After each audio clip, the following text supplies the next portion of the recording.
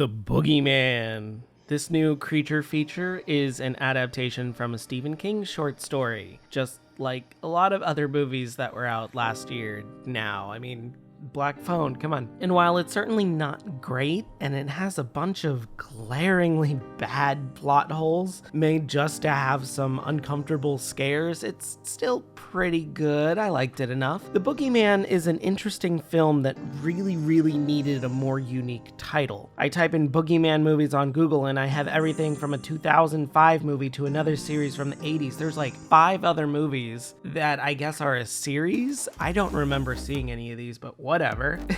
It's all a bit much. I know they only call it the Boogeyman like once or twice in the actual movie, but even a Stephen King's The Boogeyman would have made the name stand out at least a little bit more. In Spanish, it has the tagline El Hombre de la Bosa, which is better, but goes after a Spanish mythic figure that is just similar to the Boogeyman, but isn't, and I'm kind of nitpicking at this point. This movie is really good at making me like it, then thinking about it and getting annoyed. I still like it overall, but there are just a lot of glaringly dumb decisions or actions the monster takes that makes no sense when they were building it up or talking about it. As always though, I'm getting ahead of myself. What is this film even about? This film follows a struggling family after the death of a mother. The father, a psychiatrist named Will, is visited by a disturbed man claiming a monster killed his kids. After the meeting, the psychiatrist's daughter starts to be haunted by a figure from the shadows that seems to want to hurt them. It's a pretty standard setup. Monster latches onto family grief, stalks from the shadows or closed closets, can only be seen in fleeting glimpses, etc, etc. It's done pretty well here, and it has an absolutely great cold open that sets the tone of this movie really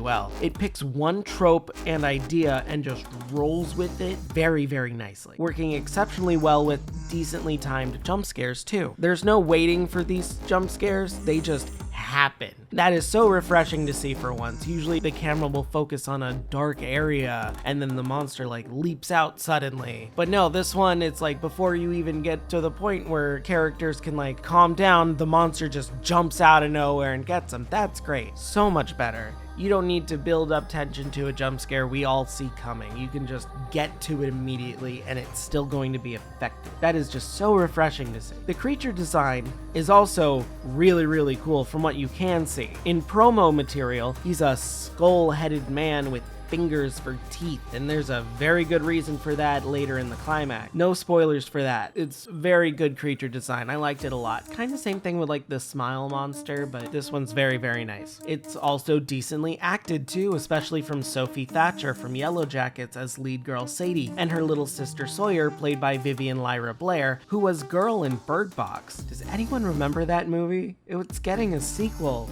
in Barcelona for some reason. Why? I don't understand that, but whatever. The father, Will, played by Chris Pacino, was okay for the most part, but he fell into a few too many recognizable horror parent tropes, i.e. not believing the kids, etc. It's not terrible, and is explained realistically with him being a psychiatrist who needs a psychiatrist, but it could have been written a little better, I think. Maybe a little more interaction with him and the kids, but from what we get, it's a very decent family dynamic, so I kind of like it. They have the tension with the father not wanting to talk about the deceased wife, while the daughter wants to talk about it, needs to talk about it, is obsessed with her stuff, that kind of thing. It works really well here. The movie also has a weird fascination with Sadie's friends that goes nowhere for some reason, including a mean girl played by Maddie Nichols that is just way too mean for no reason whatsoever. No hate to the actress, she does great with what's given to her, but man, are kids really that mean to another kid whose mom died and is clearly upset about it? What the hell? Who's gonna make fun of someone for that?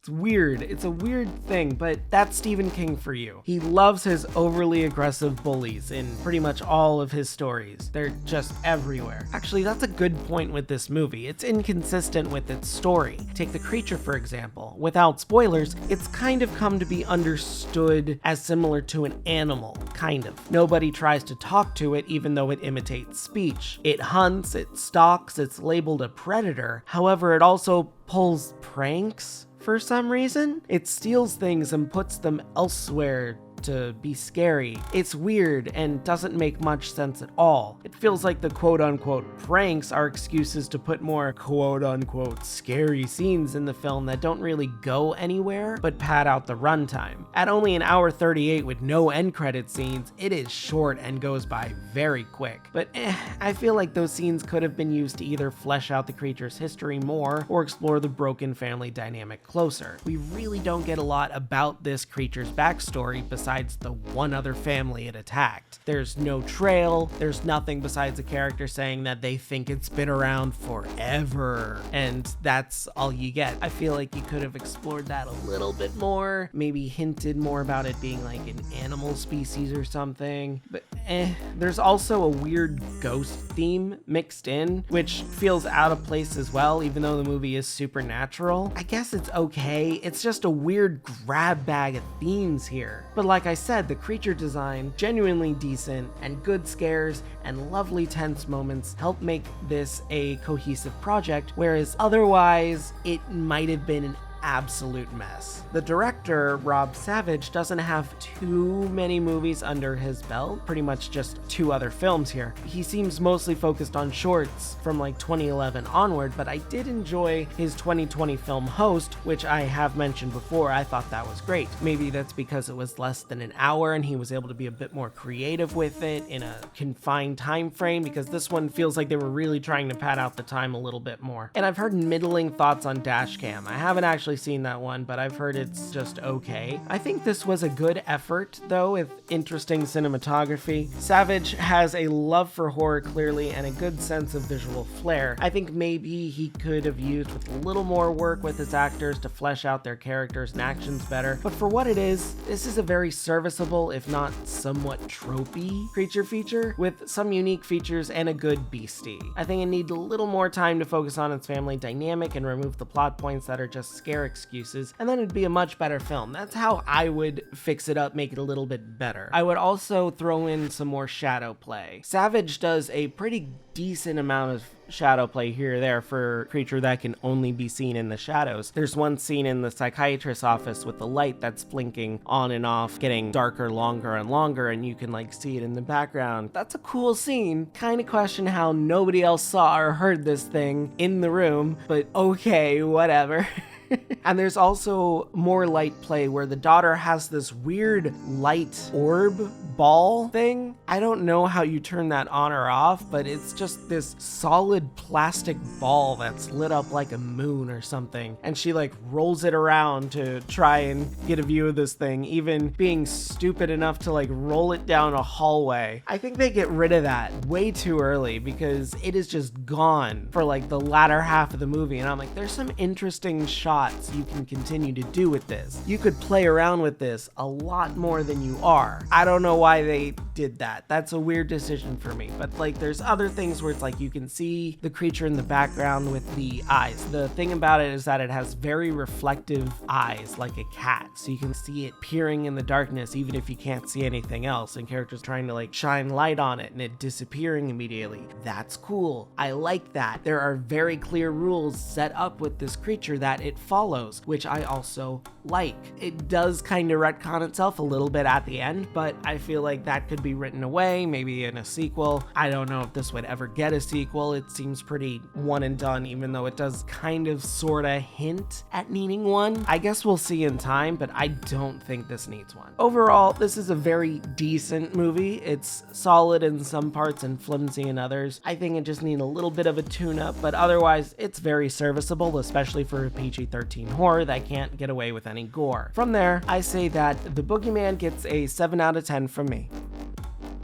Hey guys, thanks for sticking around for another one. My socials are down below here. Please follow me if you want, and all of that jazz. Now, final thoughts. I've never been like scared of the Boogeyman, and like the whole Boogeyman thing I feel is a little played out. There's way too many instances where they deal with like monsters in the closet, monsters in the dark. Lights Out was a pretty good example of that. Then you have other things like the Babadook as well, and those movies are good. They're fun, especially the Babadook. Babadook's probably the better one. But this one is just hard for me to really quantify going back and thinking about it because there's just so many questions that make no sense to me. Like, when you watch the movie, you'll understand, but no spoilers. The tooth bit kind of confuses me. Just why? That's weird. It never explains it either, and it just kind of happens out of nowhere to make the characters feel awkward or stressed out, and that's fine, but it's just such a weird execution that makes no sense to me. I don't know. I think that was a poor decision choice. They could have either moved those scenes around or fixed it up a little bit, but other than that, I think this is, a decently creepy creature feature. I think people will go out and enjoy this. There's no gore pretty much whatsoever, so you don't gotta worry about that. But fear of the dark type things, there's definitely gonna be that kind of triggers, but I don't think it's that scary. This is very, I want to say, diet horror. There's definitely a lot of tension and a lot of spooks, but nothing that's overly scary. I did jump a few times from the jump scares that, again, are very effective, which is great to see, but they're just jump scares. It's just getting startled. It's not an actual pervading fear sense. So I don't know. Did you guys check this out? Did you like it? What did you think? Did you like the creature design? Are all of you monster fuckers out there? I know you'd be into that. Should I check out the 5-movie Boogeyman tetralogy that I just found, apparently? I don't know. Let me know in the comments below. And then when you're done with that, please like the video, subscribe. It helps me grow. And yeah, ring that bell so you don't miss a video. And yeah, that's it. Have a great day. And if you're not, have a better one. See ya. I'm just a ghost in your stereo. The fading memory of a shipwreck in the undertow. You're just a lost soul alone. And I'm just a ghost in your stereo.